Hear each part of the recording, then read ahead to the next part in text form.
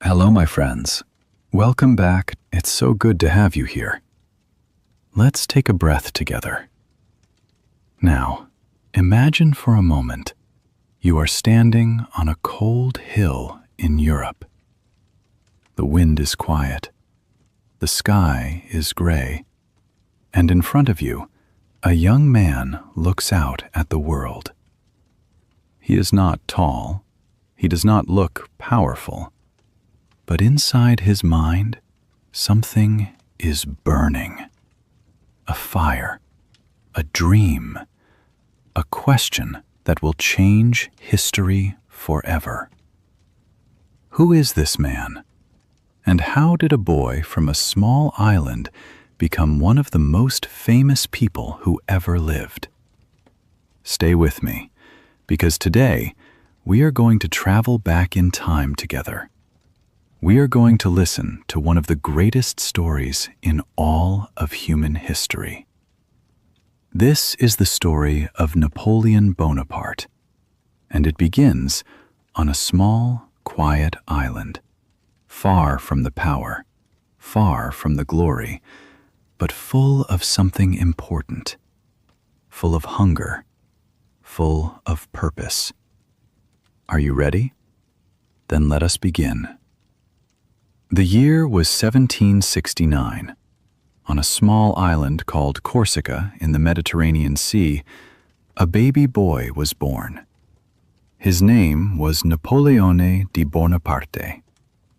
Corsica was not a rich or powerful place. It was a small island, far from the great cities of Europe. The people there were proud, but they were simple. They lived simple lives. And this baby boy, this small and quiet child, was born into a family that was not very wealthy. His father, Carlo, was a lawyer. His mother, Letizia, was a strong and serious woman. She raised her children with discipline. She taught them to work hard. She taught them that life is not easy and that you must fight for everything you want. Napoleon was the second of 8 children. Life in the family home was busy and sometimes difficult. But young Napoleon was different from the other children. He was serious. He was focused, and from a very young age, he loved to read. He read books about great leaders. He read about wars and battles and history. He was quiet, but his mind was always moving, always thinking, always dreaming. And then, when Napoleon was just 9 years old, something happened that would change everything. His father made a very important decision, and that decision would send young Napoleon far, far away from his island home. But where was he going? And what would he find there? When Napoleon was 9 years old, his father sent him to France, to a school for soldiers, a military school. For a young boy from a small island, this was a big journey. France was a powerful country, a rich country, full of noise and history and culture.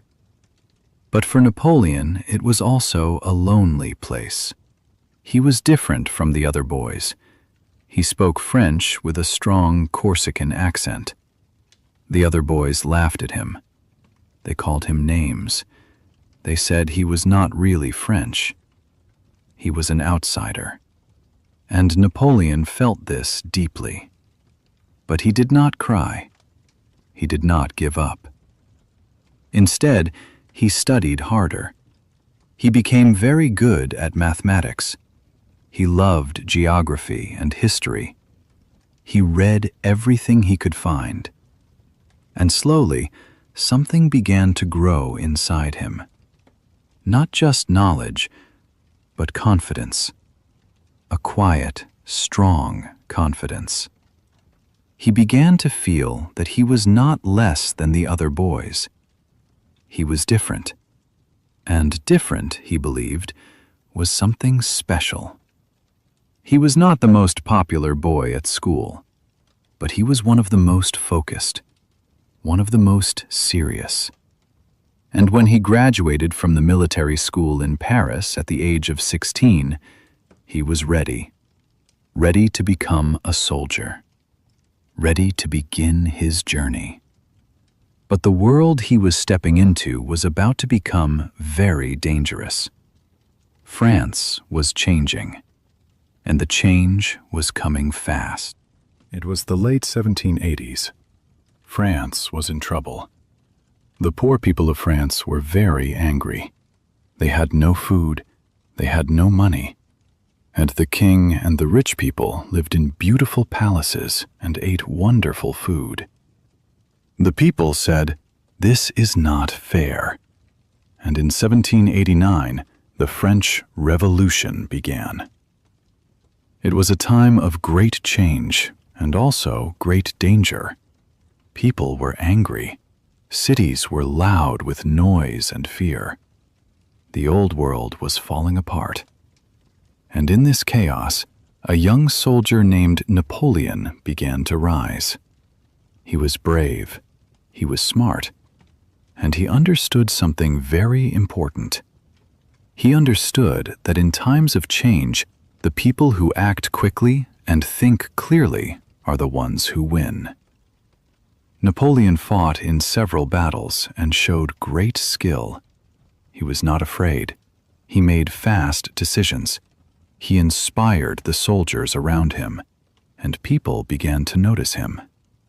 At the age of 24, he became a general. A general at 24 years old. This was remarkable. This was extraordinary. The lonely boy from Corsica, the outsider who was laughed at in school, was now one of the most important military leaders in France. But Napoleon did not stop there. No, because for Napoleon, becoming a general was only the beginning. The real question was this: how far can one person go? And Napoleon, it seemed, was not finished asking that question. The years passed. Napoleon won battle after battle. He fought in Italy. He fought in Egypt. He became a hero to the French people. They loved him. They trusted him.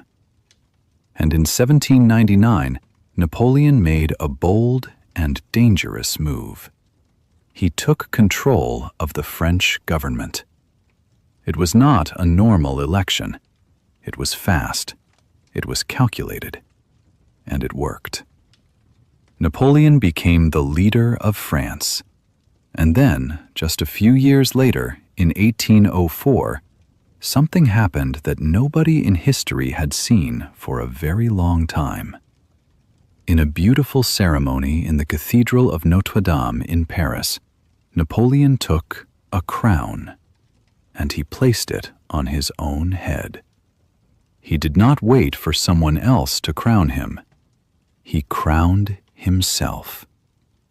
He was now Napoleon I, Emperor of France. The room was full of powerful people, generals, politicians, kings and queens from other countries. But Napoleon looked at no one. He looked forward. Because for Napoleon, this was not an ending. This was not the top of the mountain. This was just another beginning. An empire now stood behind him, and he believed the whole world was waiting ahead. But power, as many people in history have learned, is a difficult thing to hold, and the higher you rise, the harder the fall can be. Napoleon controlled most of Europe. He changed laws. He created systems that still exist today. He built roads and schools. He brought order to a continent that had been in chaos for years. Many people respected him. Some people feared him. But Napoleon was never satisfied. He always wanted more.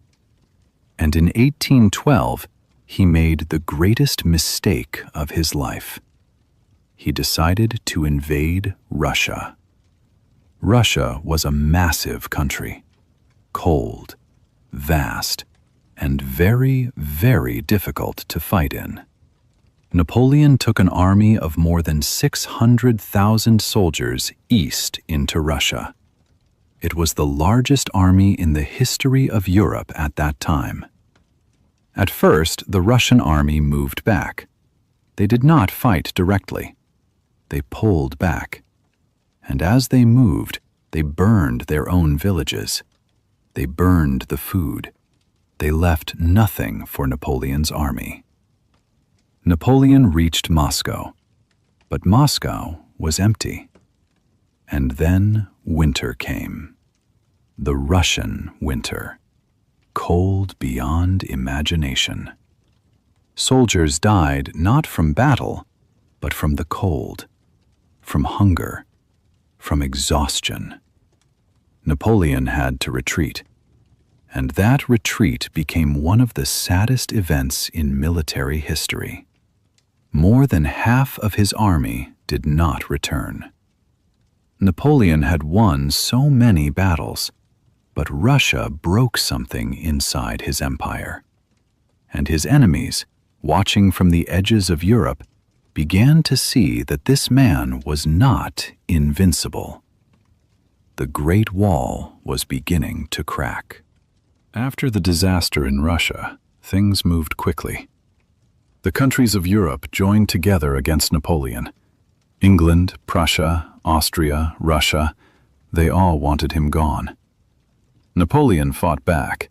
He was still brilliant, still brave, but he was tired, and his army was weakened. In 1814, the enemies entered Paris. Napoleon, for the first time in his life, had no choice. He gave up power. He was sent away to a small island called Elba in the Mediterranean Sea. Not so different, perhaps, from the island where he was born. But Napoleon was not a man who rested for long. Just 10 months later, he escaped from Elba. He returned to France, and the French people welcomed him back. Soldiers who were sent to stop him joined him instead. It seemed, for a brief and shining moment, that the story might continue. But it did not. In June 1815, at a place called Waterloo in Belgium, Napoleon fought his final battle. The English General Wellington and his allies were too strong. Napoleon lost. And this time, there was no escape. He was sent far away, to a tiny remote island in the South Atlantic Ocean called St. Helena.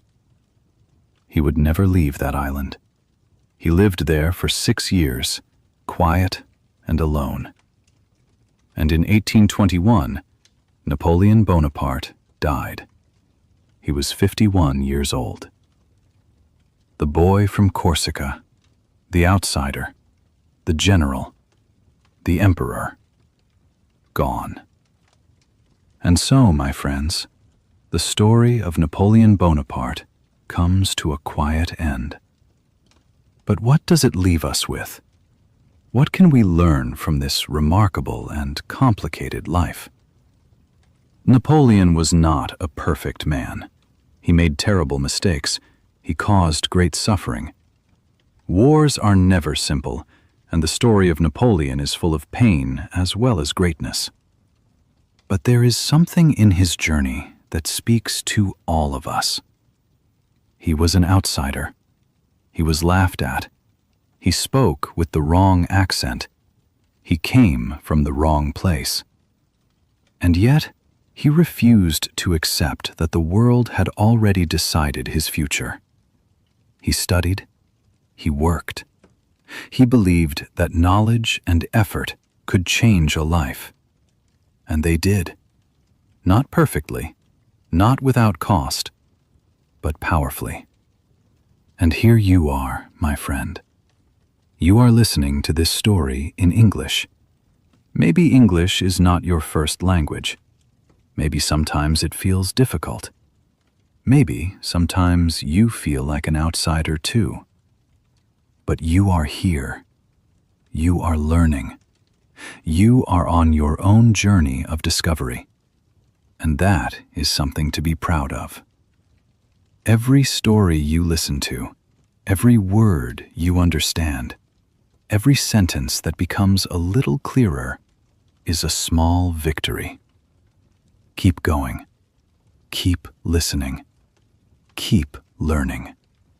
And if this story moved you, if it helped you learn something today, please come back.